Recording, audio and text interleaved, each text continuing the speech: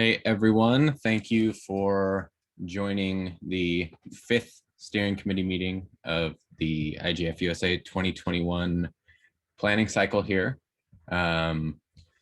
Today we have a variety of things to cover, but much of it will be focused around updates on the planning of the session teams and getting updates on that. Since we do have a lot of ground to cover, if you all could just handle the introductions in the chat, that would be much appreciated. And then from each different planning team, we will be asking for updates on who the points of contact will be for that group, a summary of your first meeting, update on the working title, and any needs that you may have identified. And since we have 9 sessions, we'll try not to spend hopefully not this long for all of them, but no more than 5 minutes per session. And then we'll move into discussion around some different conference logistics, talk about a pre-IGF-US event with Pew and Lee Rainey, and then we will talk about the NRI call for issues that has a deadline coming up here in about 10 days, I think. And then if we have time, we will get to discussions around the outreach and promotion of the event, as well as fundraising. And I will also post a link here to the agenda in the chat so that you can follow along there. And we'll just jump on into the updates on the session planning here. So let's go ahead and I want to make sure that we're not calling on any sessions that don't have folks present yet. So we may not go in the standard order. I do see both Evan and Anna on, so why don't we start with an update on the access session?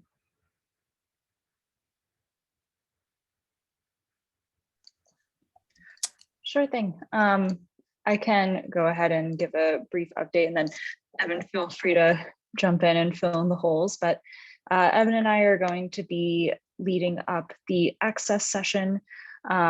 We have drafted a description. I'm going to have to look for it. It's on the IGF-USA website. But the goal that we, brainstormed with our group was to create some kind of comparative analysis in our panel between, broadband access solutions in the US versus abroad. And that is kind of the general idea right now. Evan, would you like to add anything? That's pretty much it. Anna and I talked this week about how to think about what stakeholders we want represented on the panel.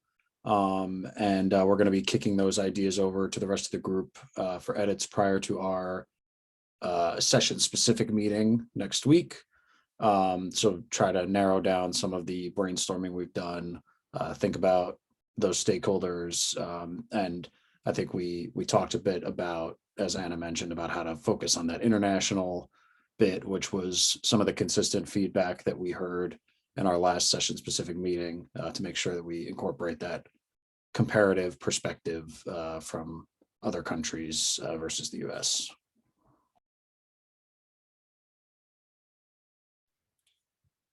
Thanks, Anna and Evan, for that update. And I'll take just a quick step back here. So if you haven't been a part of the planning process for these sessions and you're on this call and you would like to join in, I think it's still early enough to plug into some of this planning. just let us know, and we'll make sure that you get the invites for the next meetings. So just put a note in the chat as each group is providing an update if that's one that you would like to be a part of. And then Anna, since you brought it up, all of the information on the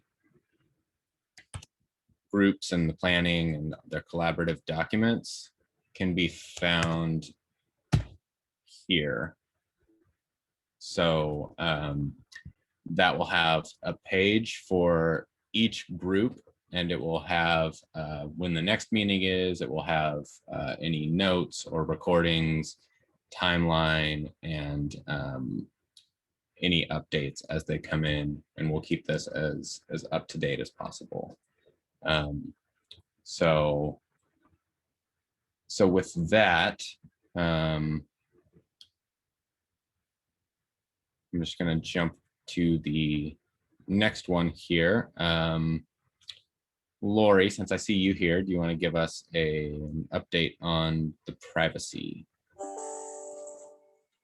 Yes. Hi, we met almost 2 weeks ago, and we were on, the initial proposal was to talk about federal and US legislative approaches to privacy. We have created a working title called The Future of Data, Privacy Foundations and Legislative Approaches. We envision this session to be a 3-part session. The first session to talk about the foundations, and when we talk about foundations, we specifically refer to the human rights-based thoughts about rights to privacy that have come out of the OECD, and to talk about US concepts of privacy emanating from constitutional cases. After we go from that foundations, then we go into what are the legislative trends, and we kept this broad. We will certainly focus on US and state, but there is a possibility here to also talk about global trends and how they track with US trends that are going on now. And then finally, the last part would be hopefully a vibrant discussion about what should be the best approach based on what we've learned and discussed in the past 2 segments. And so the team is on track. We have our next meeting on Monday. We'll be working on the project description, and I have set the goal to have at least a half dozen proposed speakers so that we can start thinking about invitations. Does anybody have any questions?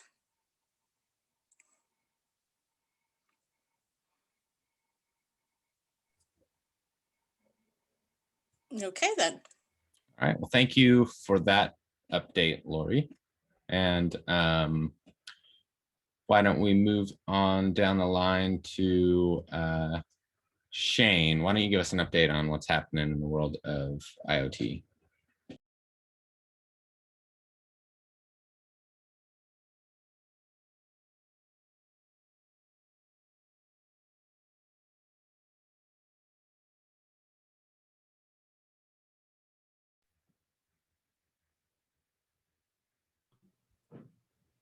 Okay, so let's keep moving down the line here.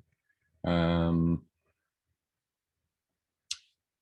know we don't have a lot of the leads on from different sessions. Why don't we say if you're in charge of reporting on a session and you haven't gone yet, just go ahead and jump in. Maybe Rick, why don't you go?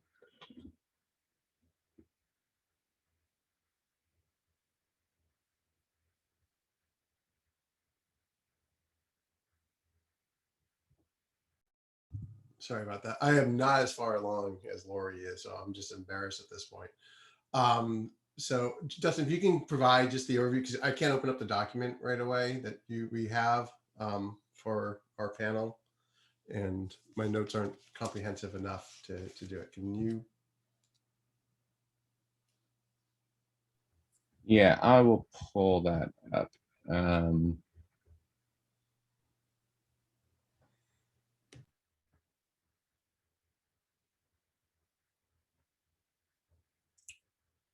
So on the topic of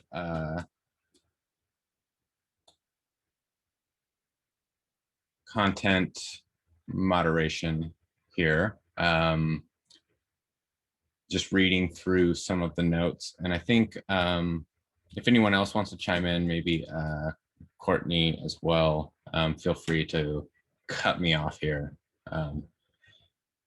But it started off just looking at existing collaborative models of content moderation, looking at the different pros and cons, what can perhaps be leveraged for new models, and there were a bunch of examples provided, not necessarily saying that these examples are good or bad, but there's an FDA pilot for opioids, GIF-CT, oversight board, Christchurch call, different models like that. It kind of moved in the direction of thinking about the so-called 5 W's and an H of content moderation,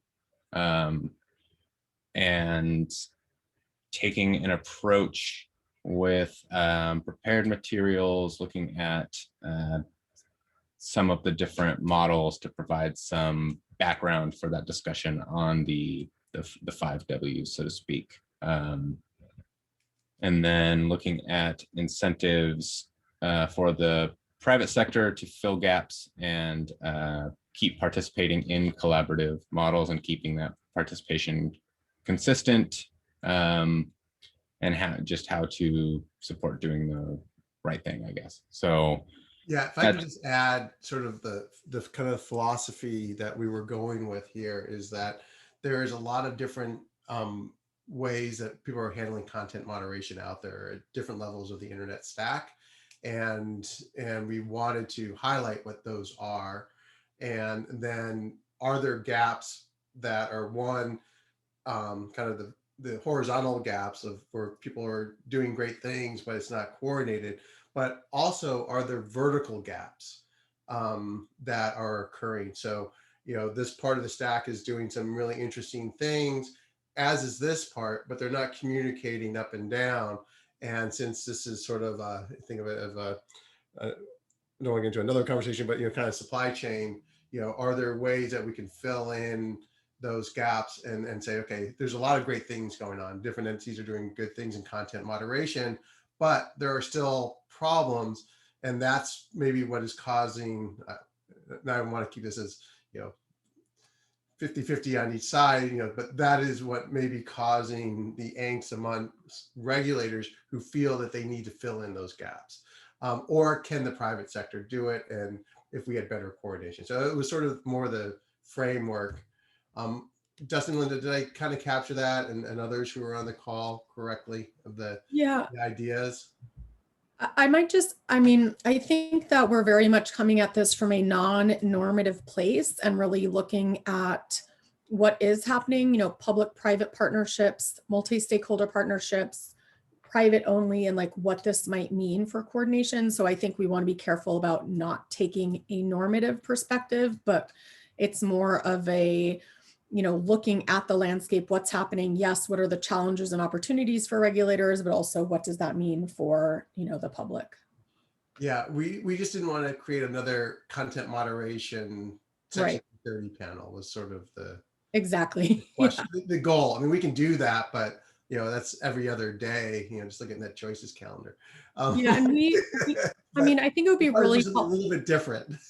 Yeah, and we identified several of these partnerships, which Dustin went through, and I think it'd be really helpful to hear from folks if they know about others that we haven't identified, so that as we think about speakers and about, you know, what we're doing on the panel, we can make sure that we have that full scope.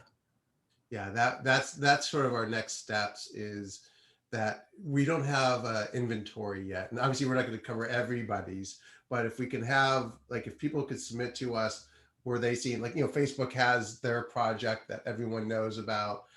going on, but you also have NICMIC or the Internet Watch Foundation and others. Although Internet Watch Foundation tends to be more international, do we want to bring that in? That's a question.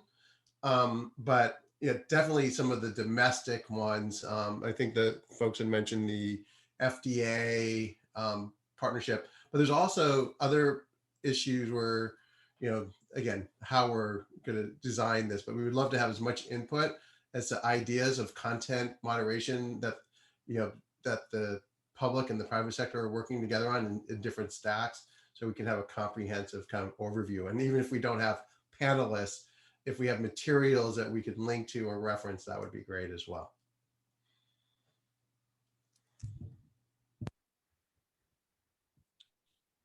Great, thanks for the update on that session. Let's see. Shane, are you able to give an update on the IoT session now?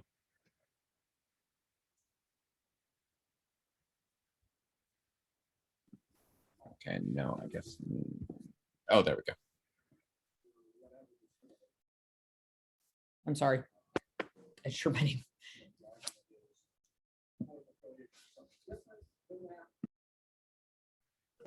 Sorry, what's that?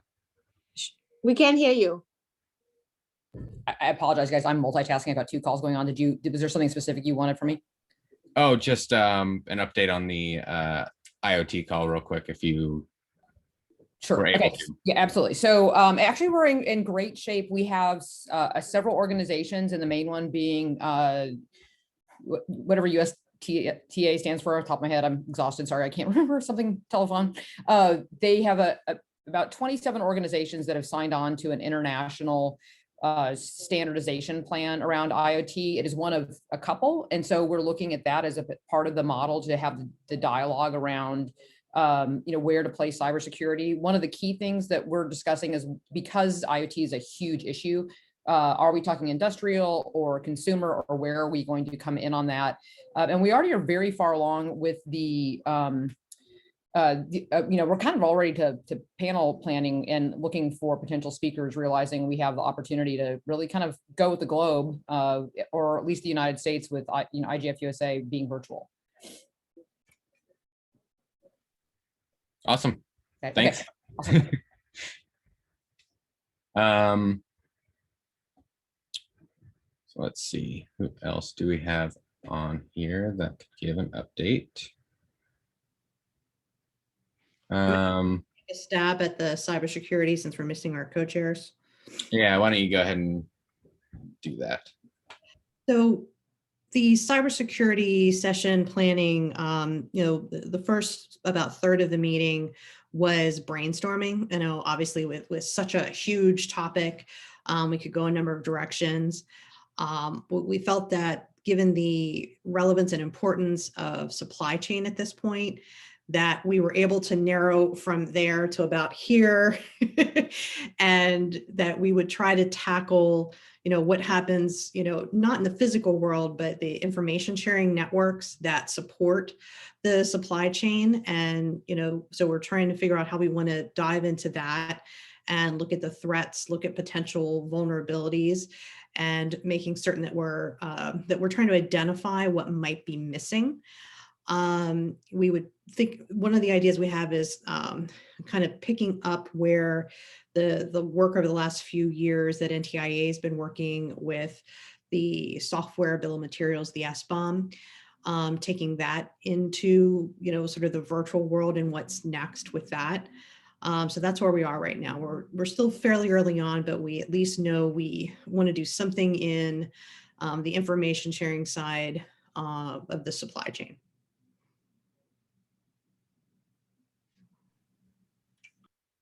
Cool, thanks for that.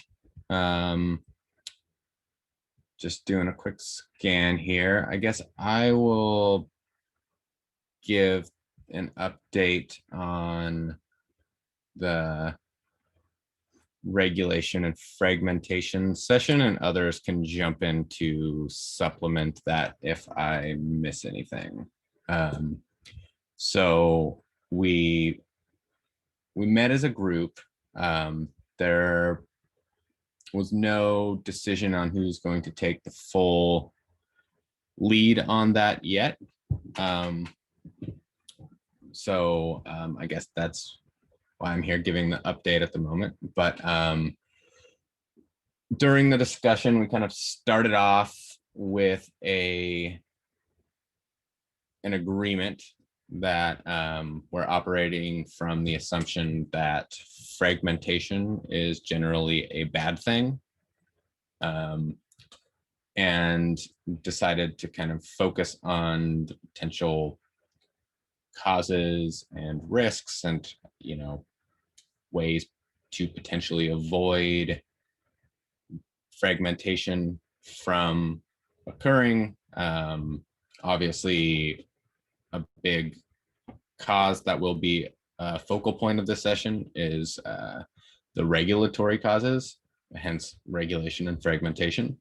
And then started to highlight some relevant issues. I wouldn't say that these are comprehensive by any means, but looking at things like privacy, content, competition, antitrust, you know, what kind of fragmentation are we kind of focused on, and then examples of different regulations that are causing certain types of fragmentation, whether it's you know, biometric privacy law in Illinois, or whether it's the GDPR. We tossed around things like internet shutdowns and things like that. The previous administration's attempts to block TikTok, WeChat, and more than that.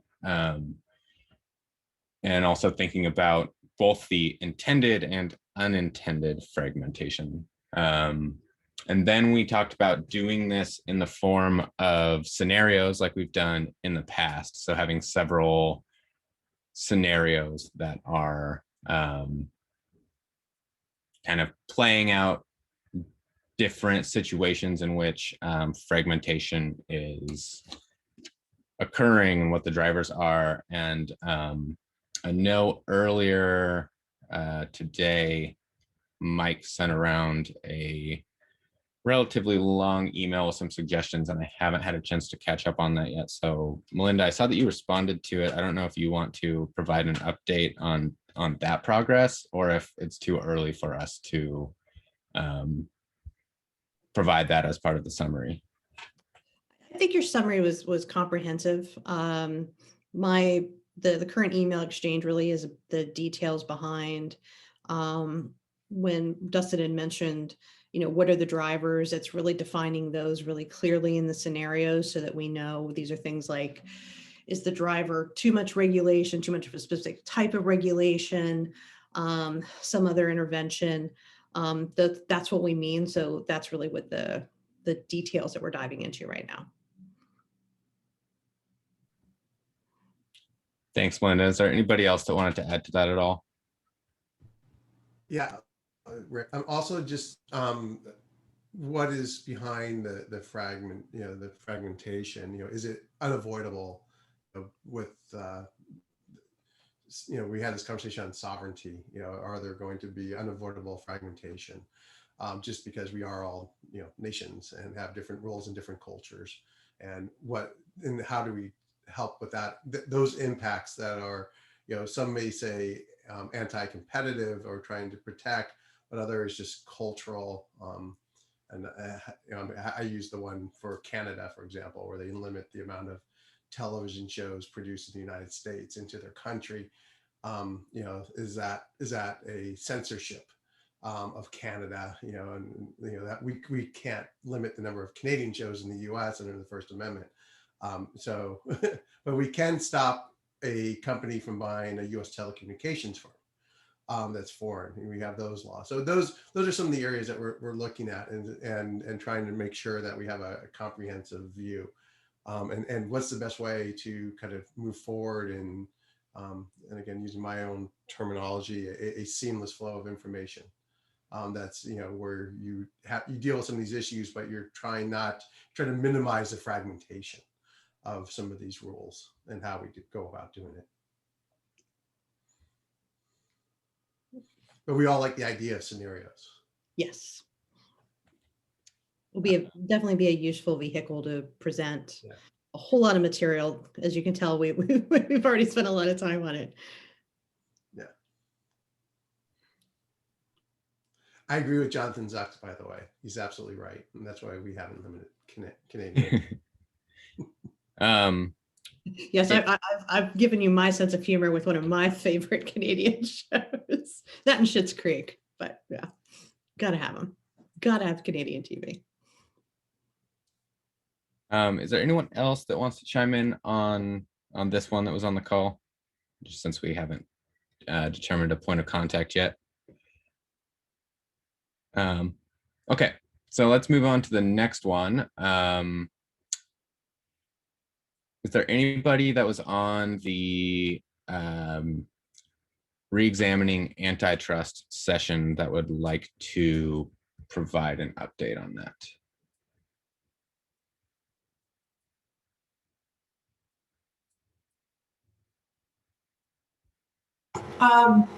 I guess I'm the only one here that was at the meeting, so I'm not sure I'm the best one, but I'm the only one. So I think our discussions were very similar to everyone else's. It's a little tricky. Antitrust is a complex legal area. But we want to not do a legal instruction kind of session. So we actually talked about, again, trying to raise it to a larger policy issue from a public interest point of view. What do we want the trajectory to be with regard to antitrust enforcement? In other words, we don't want to throw out the baby with the bathwater in terms of these big tech company benefits for society. But at the same time, we all recognize that when these things become too monolithic, they start stomping out innovative competition, et cetera, or have the potential to do that. So that's kind of where we're at. And for the next session, we're looking at identifying, outside of the box, outside of the beltway, couple of speakers who could bring us several sides of that approach. So I think that's a fair summation of what we discussed. And Dustin and Melinda, I think you were there. So if I missed something, please correct or add. No, I think that was a good summary. I'll go a little bit deeper on how you started off. We understand this is, dense legal material or a dense economic analysis is sometimes needed. So we're going to try as hard as possible to present, a couple of examples almost as more of a business case of like, here's what's happening, or here's what could be happening in, a certain type of marketplace. And these are the types of actors, and describe it generically enough. And then say, by the way, this is what's currently being evaluated in one part of the Google antitrust case, or this is a complaint people have about Amazon, but we don't want to make it, so narrowly about a specific case that's in play or potentially threatened. We wanted to make certain that it was, it should be more representative of what antitrust laws should be, that they should be applicable widely and generically and not targeted per se. So we're going to try to present in that way that gets more of sort of a business case example where, the average person can understand, yeah, this is how I use this on my phone. This is how I use search. This is how I use something else to help make all of this difficult material a lot more accessible. Yeah, this is Sam. I was also on that subcommittee meeting, and I would just add, I agree with Ann and Melinda. They hit it, everything we talked about. One kind of focusing question we came up with was, is there something unique about these platforms and how they operate that is unique in antitrust? And the subcommittee, I guess the subcommittee's report from Congress, they specifically noted what was unique was just the data gathering abilities. And it's what they described as akin to near perfect near perfect market intelligence. So that would be something that is unique. But I put it to the group. If anybody can think of another unique something about how they operate now, that would be appreciated. Thank you. Yeah, one thing I would add in this regard, I just this afternoon sat in on a Zoom session at which Shoshana Zuboff spoke. And, you know, she's written the book Surveillance Capitalism, which has become kind of a classic in exploring all the issues involved in the dangers of surveillance capitalism. And she was amazing. I am telling you, she is an inspirational speaker. So aside from these, you know, the breakout sessions, as some sort of keynote speaker, I could not recommend her more highly.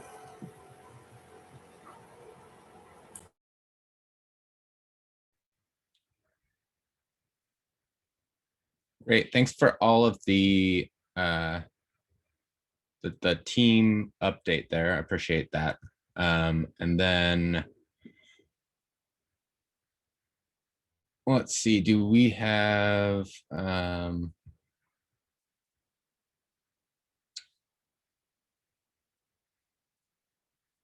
guess I can give the like somewhat of an update on the digital identity one, unless there's somebody else who would like to jump in there. I don't know. I know Tom and RB were both on the call, so feel free to jump in if you'd like.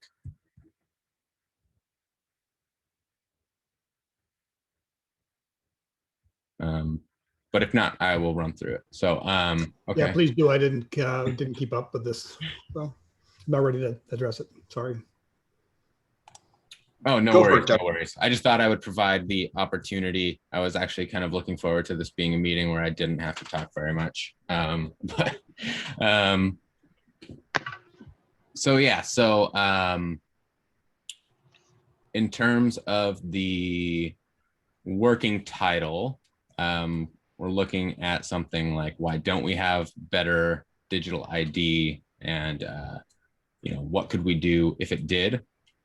And then, given that this is somewhat of a new topic for the IGF-USA community, meaning that we haven't had a session on it, at least in recent memory, we'd like to provide a little bit more framing in this session and background, just like a primer, more so than we would for, say, privacy, which is a perennial topic that we would expect the IGF-USA attendees have heard us talk about year after year.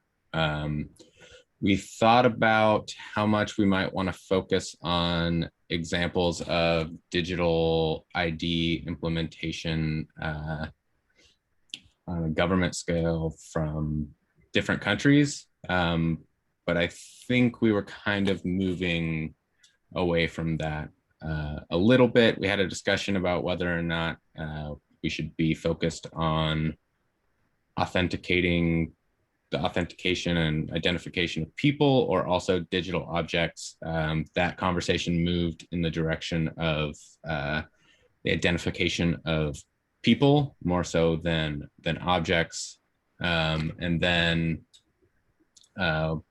started to think about the barriers that are in place to, you know, reaching some working digital identification system on whatever wide scale that might be, and thinking about which of those barriers we might focus on, and then looking at the difference between, say, like, not necessarily the difference, but highlighting both government-led digital ID schemes as well as those being provided by private entities.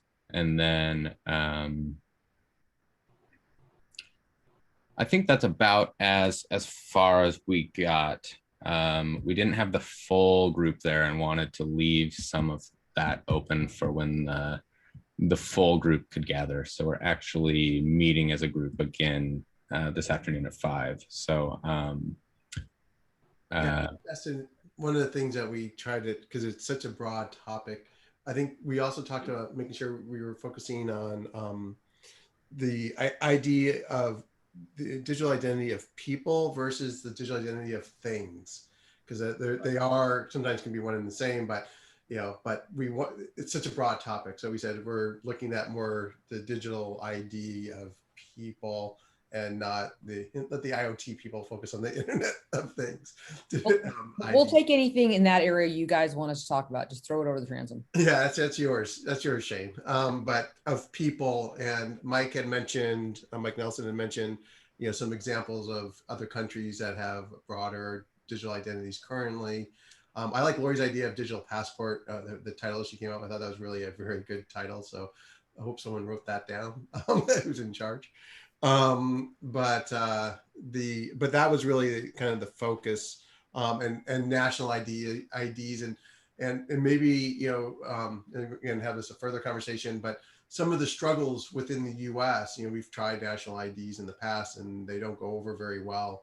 And so how do we fix that? And privacy, there's like privacy issues. And again, but more to, I think we wanted to do it, Dustin, more to 30,000 foot level instead of going into all the details, because it is new for our area.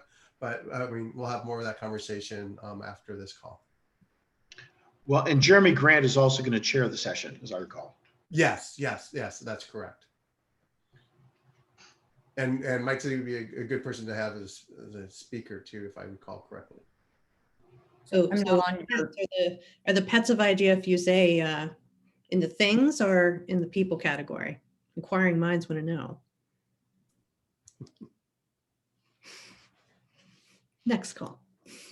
Next. Shane, were you going to say something there?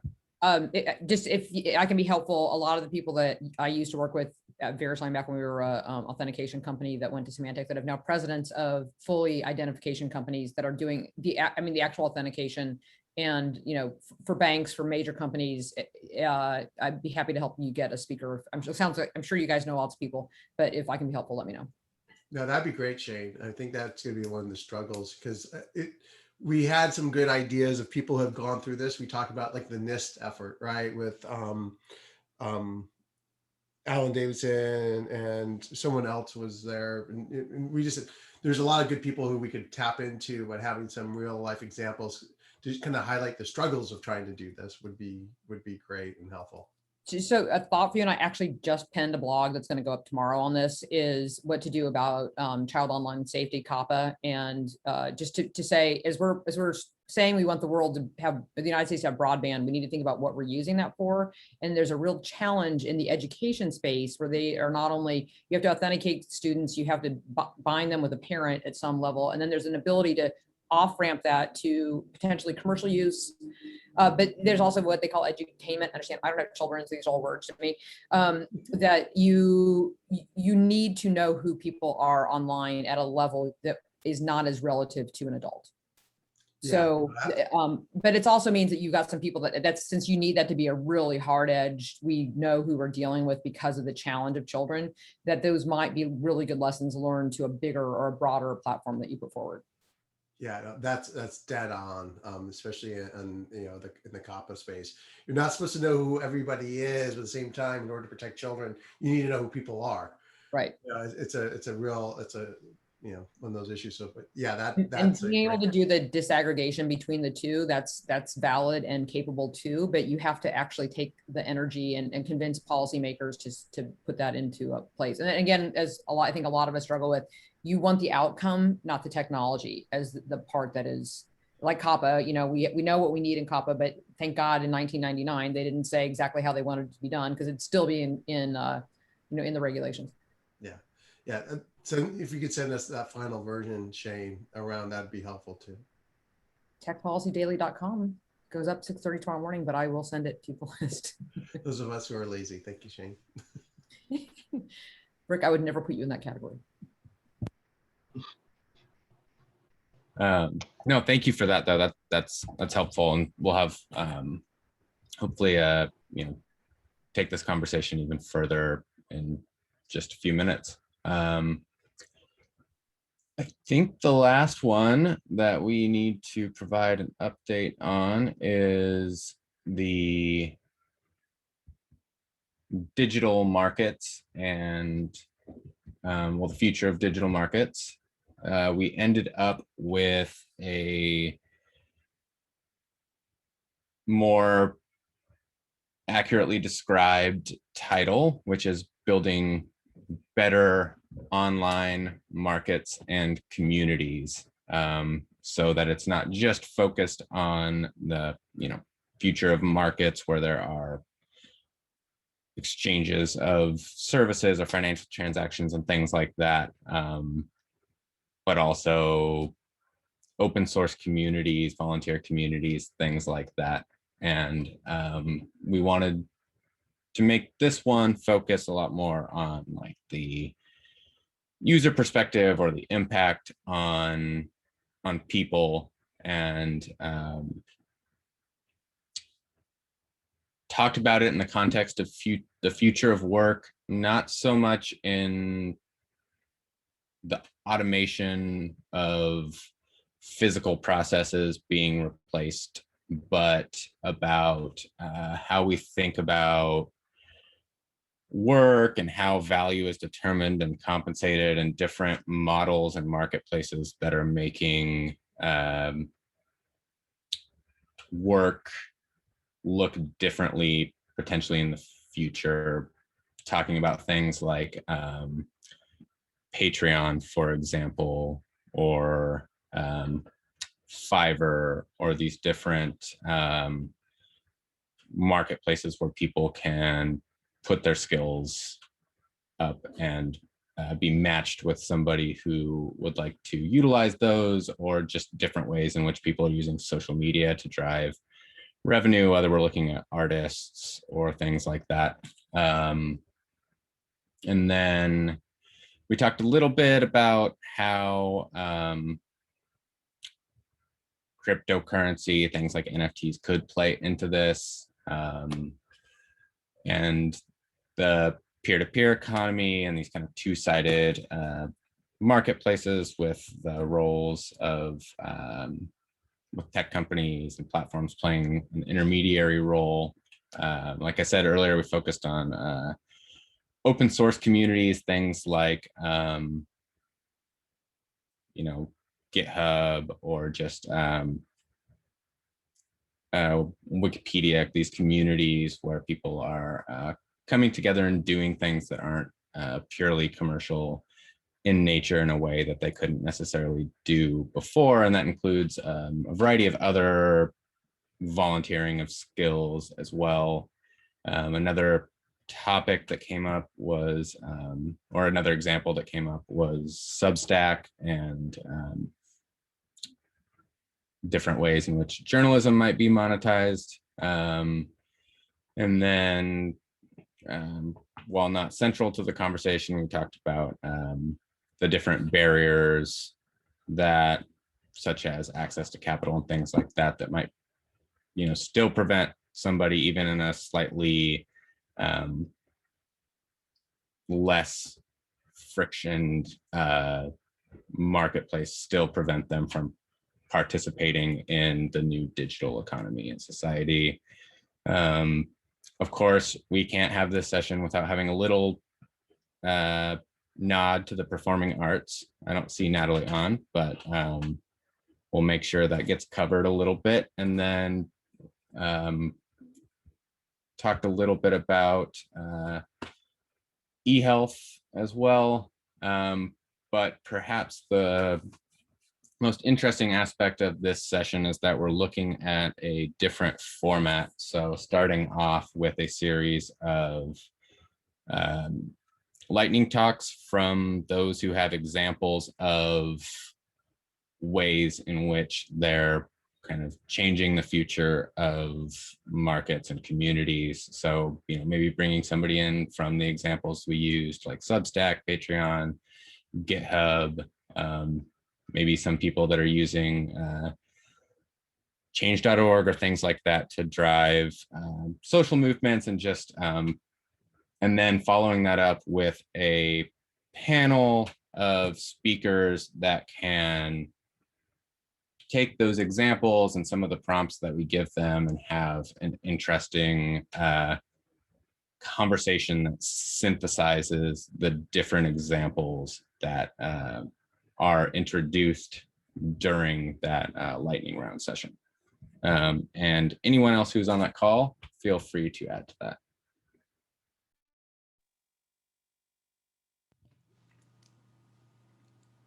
No, I think you covered it pretty well, Dustin. A couple things we did hit, and again, we're trying not to trample on other people's panel discussions, you know, like, because we had talked about intermediate reliability, but we kind of have that in others.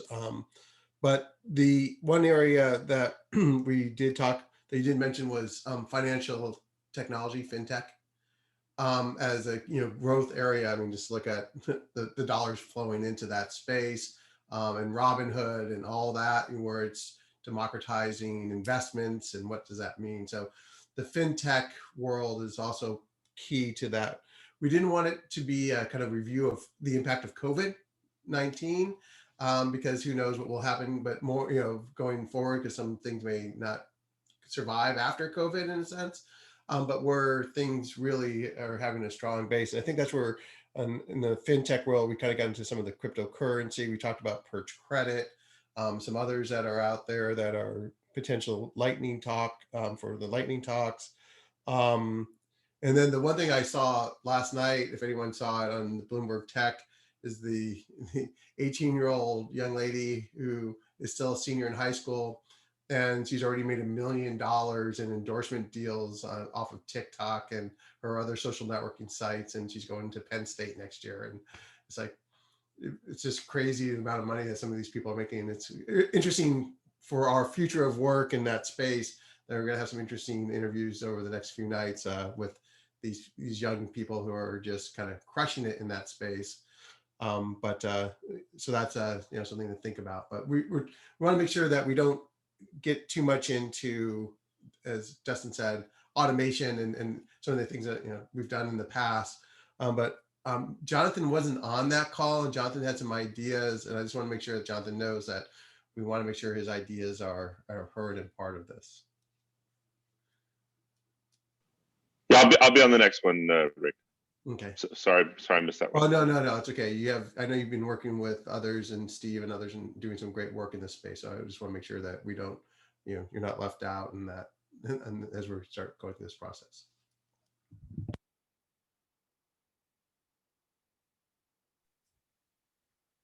All right, so I think that probably brings us to the end of the updates. If any of you would like to, I see some of people chimed in the chat as we were going, but reminder, you can still join some of the planning. I think there are a few, especially I think antitrust, that are a little on the lower end of participation. So if anybody would like to be added to that, let us know. And then I think we can move on to a discussion of the conference. Before we get started, just as a reminder, as we're diving into the details, some of you have mentioned you already have ideas about who can round out your panel and the format of the panel. You've heard us talk about some new ideas, not just new topics, but new formats in the last one. And we're thinking always, as a reminder, of bringing in new parties, new companies that haven't been a part of the fold that we want to get involved. If at any time, people have chimed in like Shame has, feel free to share if you've got folks in your network. If they're people that you want, but you're not sure about, feel free to ping Dustin or yourself. We're more than happy to cold call and try to pitch IGF-USA to get more involvement. No limitations, guys. Just try to get as best you can, and we're here to support you. Yeah, and be creative because it's virtual, so we can do a lot more than we could in a physical space. And who knows if we'll go back to, we'll might likely be back to meeting in person next year. So let's take advantage of the virtual format and see how it goes. Hey, hopefully our year-end wrap-up. Let's all hope our year-end wrap-up in DC. That would be nice. That'd be nice indeed.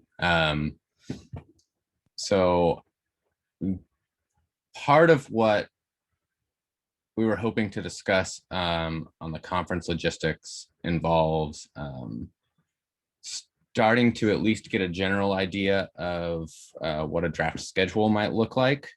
Given that we are missing a lot of folks today, I don't think we'll get too deep into that conversation, but since it's on the agenda, I want to at least give it a little nod here. So again, we agreed on a 2-day session or 2-day conference with no concurrent sessions. And the default length for each session is 75 minutes. If you think that you can cover your topic in less than that, then that is great. If you think that you might need a little bit more, we might be able to allocate an extra 15 minutes to a few sessions, especially if you're bringing in a keynote speaker. But we're trying to treat the 90-minute sessions as the equivalent to a plenary. So in the same way that when we meet physically, there's only 2 or 3 sessions that have the entire room at once where everybody is together, we want to limit it to ideally no more than 2 or 3 sessions that do reach that 90-minute threshold. Otherwise, the days will just be too long and we'll all be worn out from staring intently and listening to people talk for too many consecutive hours. So keep that in mind also as you're planning. And we always run into a little bit of a chicken and egg issue when we're scheduling, right? Because you want to reach out and see the availability of potential speakers. You can't necessarily tell them exactly when the session is going to be.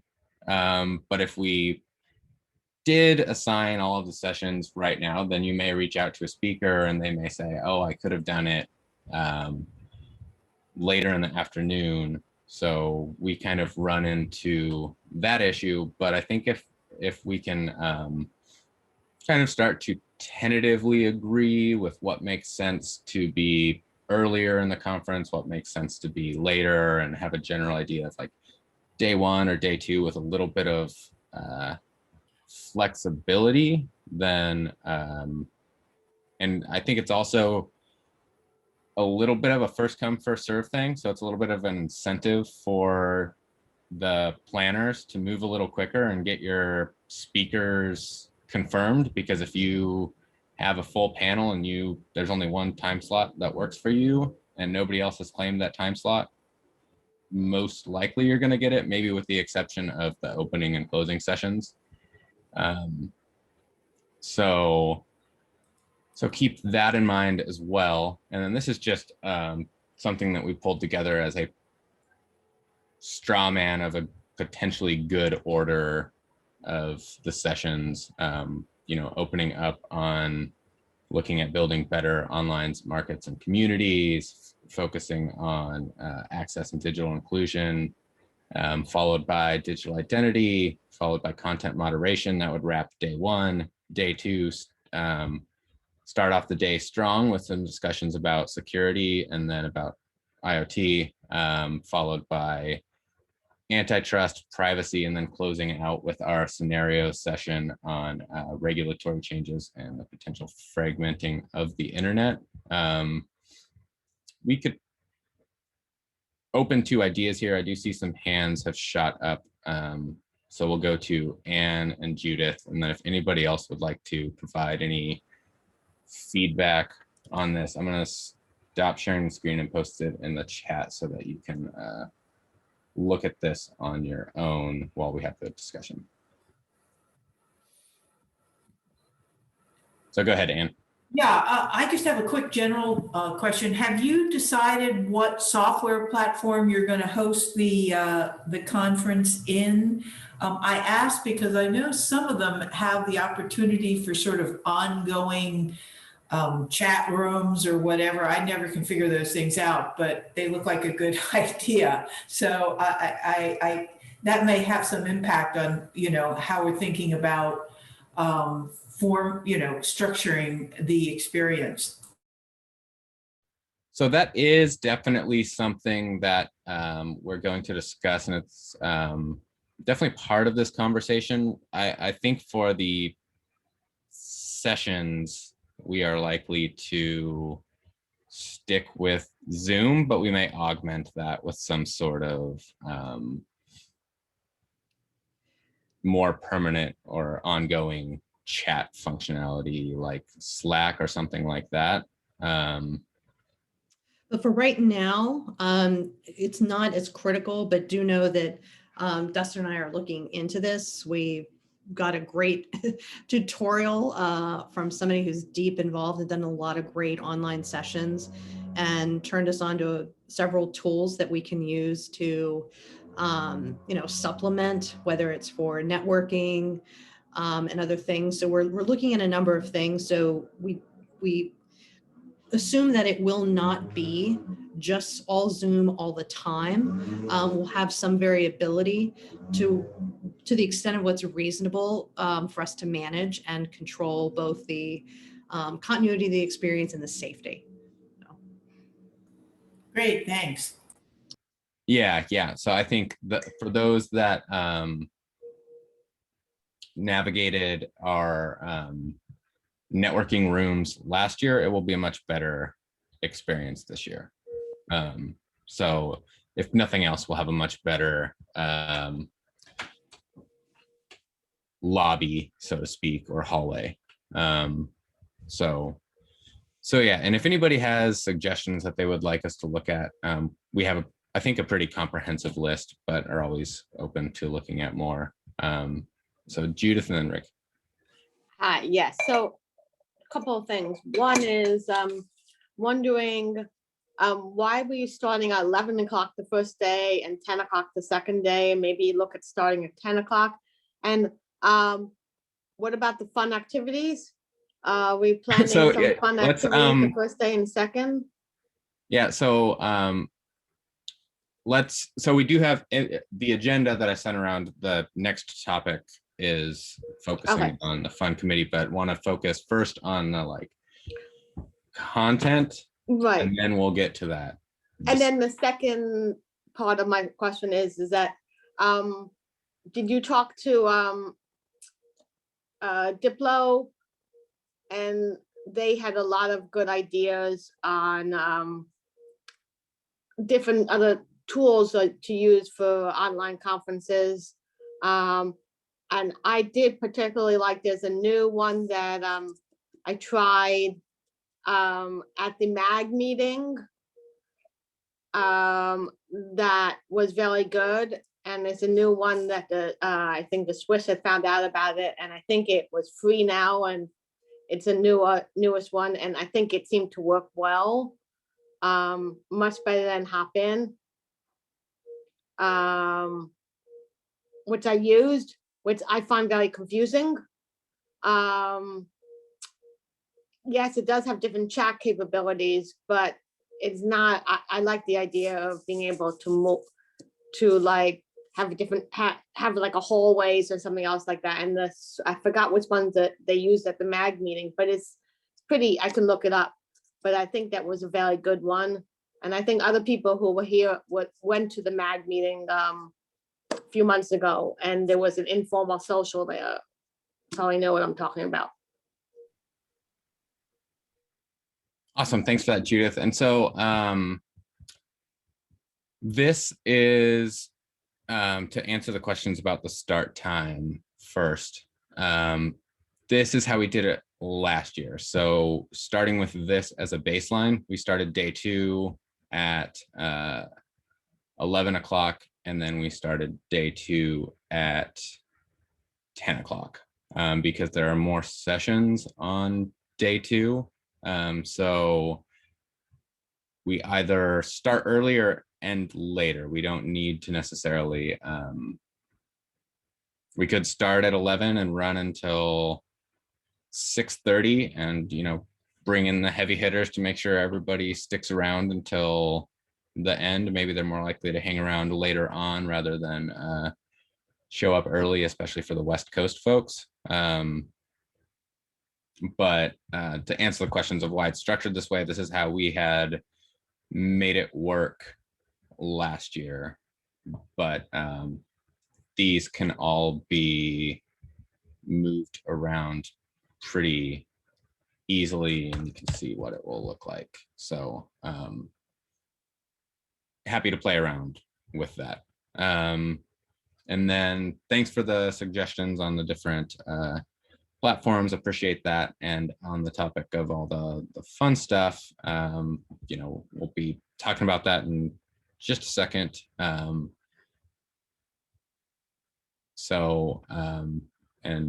I'll go to you next, Rick, and see if maybe that's a natural segue into the topic of what the fun committee is responsible for. Oh, I love being the segue to fun. So just a quick question.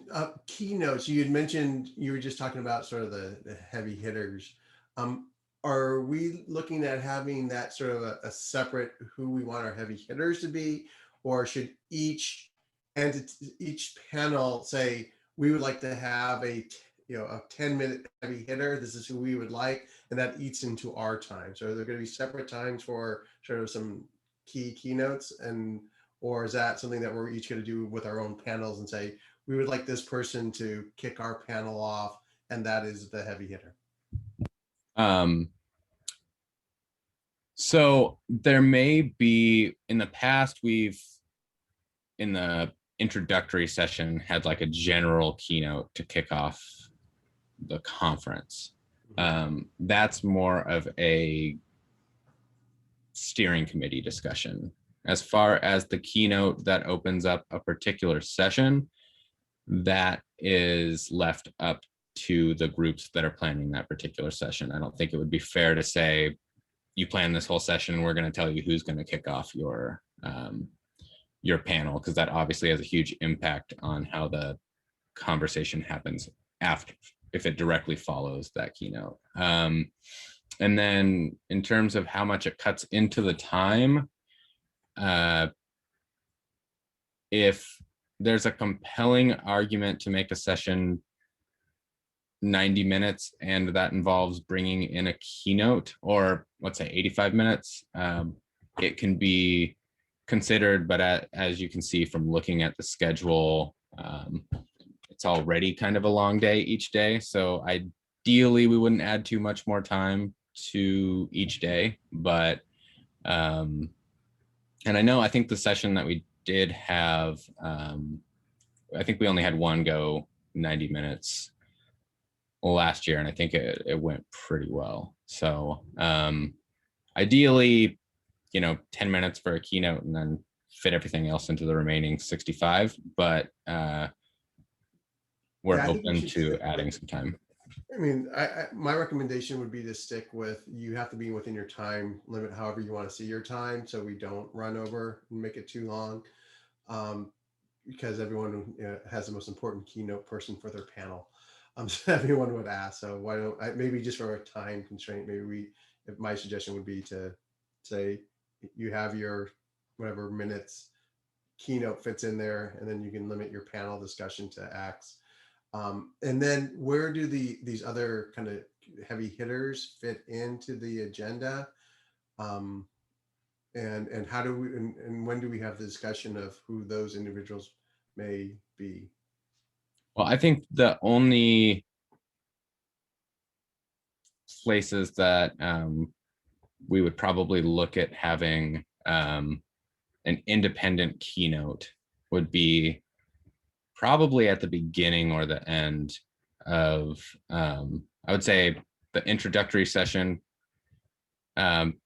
Probably not the closing, if on day 2 we're already ending at 6:30. I don't think we want to have a keynote there, but it might make sense to even have one at the beginning of day 2 to get people there in the morning. But as it's set up now, really the only slot to bring a just general keynote speaker would be in the introductory session. And other than that, each group 75 minutes is that group 75 minutes. Are there any I do like the idea of just keeping each session to 75 minutes. Is there anybody that objects to that and would like to make the argument that some sessions might need 90 minutes?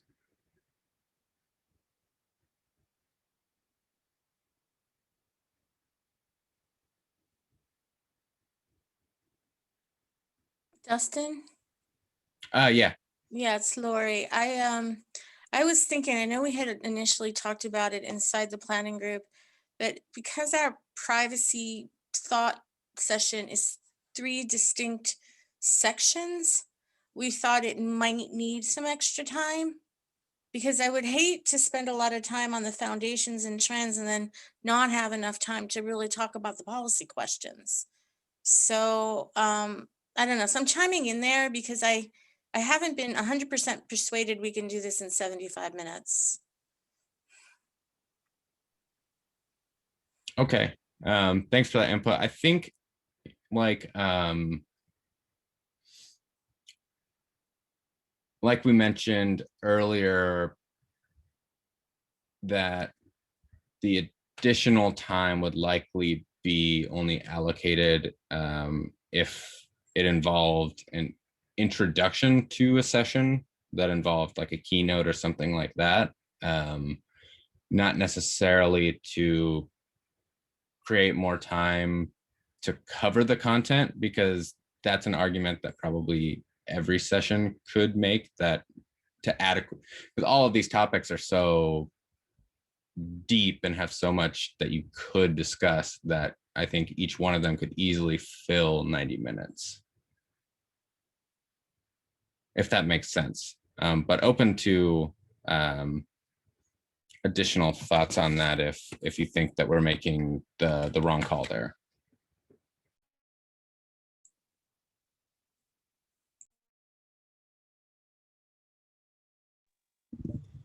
Maybe we can just leave that open, Dustin, and just say your goal is 75 minutes, and then we can do a case by case, but try not to make it every case. If everyone's doing it longer, then we'll have to have a different conversation. But maybe just, because it doesn't have to be 75 minutes. It can be 60 minutes, and give some of your time, to someone else for their panel discussion, and do it that way. So you don't have to do 75 minutes. Maybe we can make adjustments there as well on some of these topics. You can barter time. Yeah, exactly. Okay, cool. So, and it's probably a little too early to have the discussion of deciding on whether or not we have one and who an opening keynote would be. But let's have that in mind as we move the planning forward. So that then brings us to what was led by last year by what we called the Fund Committee. And so that's talking about what we want to have for reception and how we want to handle the coffee breaks and things like that. Reminder, last year we had a mixology happy hour that Rick and Iggy Ventures was kind enough to sponsor. And I know at a previous meeting you mentioned that you'd be interested in doing that again. So I don't know if you want to say more about that, just to kick off the conversation. I mean, or if people have other ideas, but I thought hosts did a really nice job, and they have some other things that they do we can take a look at. Maybe Dustin, for that, maybe if we can have a side committee for that. Just, for, we can talk coffee and stuff like that, but for maybe day one and day two, if we want to do something after, I think we should open that up and have a, half hour maybe meeting with people who are interested in that space, or anybody who wants to just shoot us ideas of things that would be interesting. But I thought the mixology folks, I thought hosted a really nice job last time. They're a good organization to work with. They were very accommodating. But that's just an idea for, and because I have the ability to work with them, I'm happy to sponsor that entity. But if someone has other entities that they want, please feel free. We're open to all ideas. Yeah, agreed on having this drilling down into the details in a smaller group. I think one thing that would be good to get feedback from the entire group on would be whether or not we want to do something after both day one and day two, or just to close it out on day two, and what we might want to do with coffee breaks or lunch breaks, or maybe even like a lobby in the morning. I know the call Melinda was referring to earlier, where we somebody gave us a rundown of all these great tools. There were a few that seemed like they could be kind of a good lobby in the morning, where people could just, if they wanted to, hop on a little early and chat before hopping into the conference, and those could also work for the coffee breaks as well. So what do you all think about either the post-day events? Should it just be on day two or day one, or both days? Let me add just to one of the things that was in there. Some of these platforms did not require you to be on video. It was something more animated. So, you're fine interacting, not being on camera, if that takes away some of the stress, or not all of the Zoom fatigue, but some of it.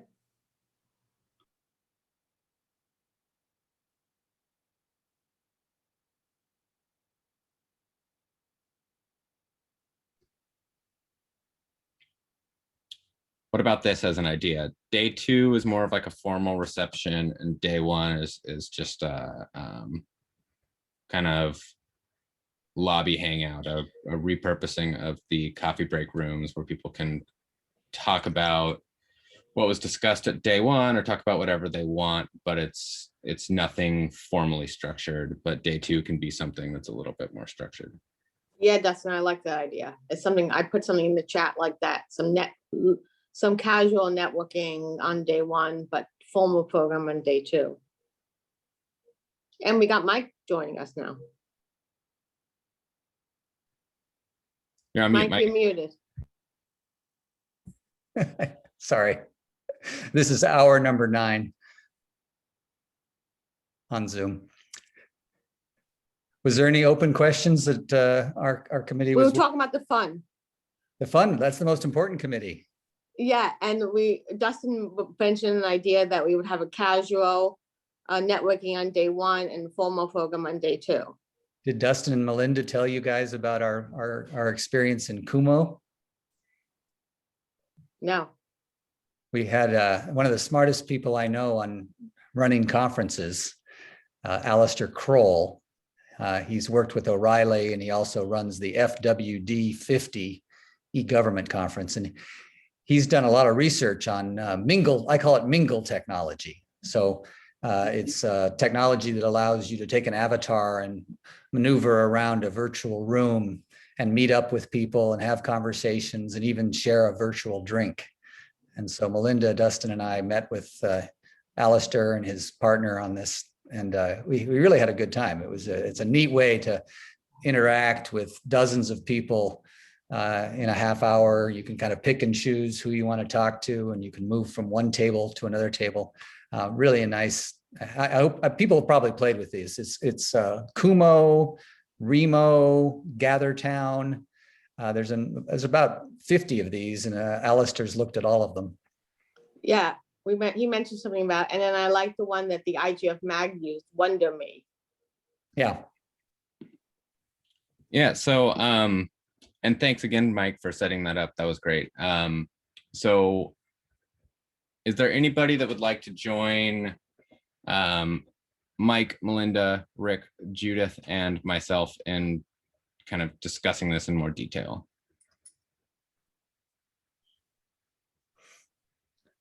Wasn't Shane on the fund committee last year? We can always rope Shane in. She dropped off, so, but I'm sure she will be. I'm impressed with your turnout. This is great. About 25 people, right? We had more earlier, people dropped out. But Dustin, maybe what we can do is I suggested just have, if people don't want to be formally on our advisory committee, please send in ideas. If you have links, things that we can check out to make sure we do that. And then maybe we can come back with some recommendations after looking at those for the next steering committee and get, thoughts if we're heading in the right direction, if that makes sense. Yeah, that makes sense. So yeah, and then I think someone was it Anne or someone mentioned that someone had done a ranking of these. That was Alistair, the person that we met with that Mike introduced us to. Yeah, he gave us a good sense of what works and what doesn't, and which ones work for best other different practices. I'm sorry to be disruptive in the last 10 minutes, but did you guys have any discussion about which communities we don't have involved in the planning committee at this point, and where we might want to reach out to communities that aren't involved? I noticed we don't have anybody who wears uniforms and works in 5-sided buildings. And the military and the intelligence community, there's a lot of people who might we have Alicia from FBI is here. That's a different type of uniform. But you said intelligence, so 5-sided buildings. Yeah. How do you know how many sides my house has? Mike, they're on. We just don't know it.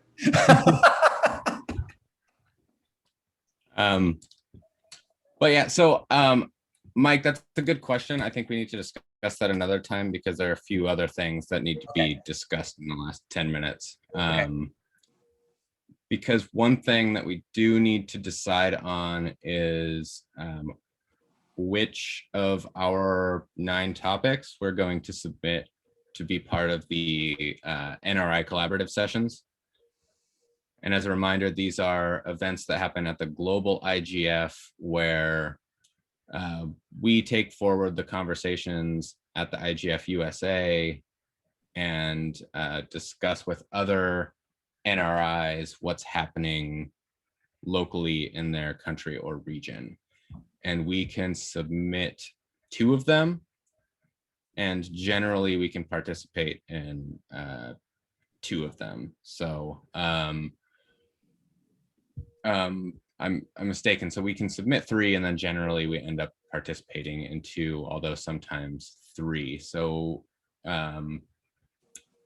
which of the 9 topics, up to 3, should we be submitting to be a part of a global conversation? What do you think would be the most interesting?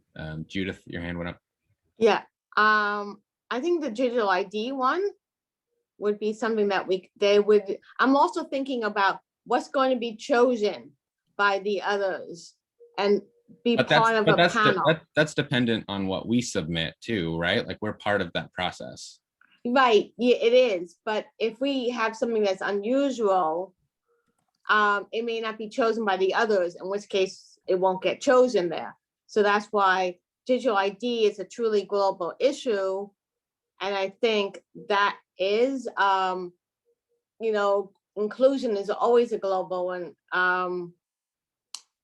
I think we also, we have to do it now, but I think we have to look at where we're taking an unusual or different approach in the panel to talk about. And so I think we also have to look at that Not only because, everyone's going to be talking about digital inclusion, but if you have a different way of looking at it, that would be interesting to bring out in the NRI discussions. But, one of the main criteria I thought is like, is it a global topic? And it is something that we have a new tack or a new take on. Yeah, no, I appreciate that input, Judith. One thing to clarify also is that if we submit digital identity, let's say, and it doesn't get selected, that doesn't preclude us from participating in the other ones. It's not like a submission that gets accepted or denied. We're just trying to aggregate what the different NRIs have identified as priorities, and then we'll pick which ones we're going to participate in. And in the best case scenario, the ones that we put forward are the ones that we participate in. But I think you could make the argument that pretty much every single one of these is a global issue in one way or another. Pretty much every country is whether or not our like a state privacy law affects somebody in another country might not be the point. It might be that we're both struggling with figuring out the right approach to privacy online. And we're discussing different approaches, not necessarily always things that have an exclusively global impact. And so that's like, we've talked about access and digital inclusion in the past, and obviously we take different approach than different folks. And it's not like an inherently global issue. It's like a local issue trying to get people connected in your community. So I don't think that should be the key deciding factor. So let's summarize that a little clearer so that we can get an action point on it. So we're not going to exclude something just because, while it's global, let's use cybersecurity as one because it's a huge one. And even if we've slightly narrowed it down to the supply chain, even though we are likely to spend some time discussing what are unique to America approaches that we would take through our unique channels of addressing it, say regulation might be one, that wouldn't preclude us from nominating that because there are other general things or some ideas there that could be useful to other NRIs. Is that what you're saying, Dustin, by way of example? Yeah, that's a good way to reframe it. So thank you for that. I think that there seems to be some coalescing around digital ID and fragmentation, which I think could be two good ones. And then we would just need to decide on one more if there are any suggestions. So I know Shane dropped off, but they also have a dynamic coalition. They're already talking about this. So I don't know if this would be too much overlap or not. Is anyone else on that might know? Well, I think from a strategic perspective of the IGF-USA, if we already have a way to feed IoT into the global IGF from our discussion, it could be an opportunity to introduce a new topic that we don't already have Yeah, that was my thought. I just wanted to make certain though that I didn't want to recommend taking it off until we had confirmation, but knowing that there's at least one dynamic coalition and there's been some overlap with the other one, with Olivier's, I think we might already have that one covered. Yeah, I think you're right, because Shane's pretty involved with that group. So so we're down to 8. Woohoo. I think we can probably take off, I would suggest taking off antitrust just because it's so specific to our legal system. And the same with privacy, since we're going to talk about the models. I would say if I had to, I'll narrow it down to 3 and we'll see where this goes. I would say the future of digital markets and communities access and digital inclusion, and security. Those would be, is there support for any of those? I think what's developing on the online communities one could be very special. And also the next generation of online markets where you're not just selling gadgets and gadgets and software and video, you're also allowing the exchange of labor. So things like Fiverr. I think that we could do something really interesting because in a lot of countries around the world, those markets haven't developed as much and they don't, or they have big regulatory barriers. So they haven't even started and may never start unless they change the regulation. So I'd vote for that one. Yeah, and we've got some good support in the chat as well. We've also had, to that point, we've had some recommendations for fragmentation. Anyone want to? So I think that was included, since we can submit 3, I think that we have kind of landed on the fragmentation one, the future of digital markets one, and then the digital ID one. Oh, you had said security. No. I thought, okay. Oh, I said when I was like narrowing it down to 3 to fill the final slot, Yeah, I wanted to make sure that we didn't lose fragmentation. Okay. And then so I think this is a good kind of to Judith's point earlier. These are the kind of the unique focuses that we have, and I'm almost positive that like access and digital inclusion and cybersecurity will both end up on the NRI roster. So there's still an opportunity for us to contribute there. But I think if we didn't submit these ones that we all decided on, they probably wouldn't end up on the roster. So we're looking at what, digital ID and what else? Fragmentation and the future of digital markets and communities. Okay. So. If I can make just a small thing, online markets will resonate better in most countries rather than digital markets, because I think in some cases people will think digital markets are about selling digital products. What we're talking about is doing things online. It's a minor thing, but I think we might want to frame it that way instead. Okay. So why don't we do this? Because we actually have until May 3rd. We're a little bit ahead of the game. Why don't we send these 3 around to the list?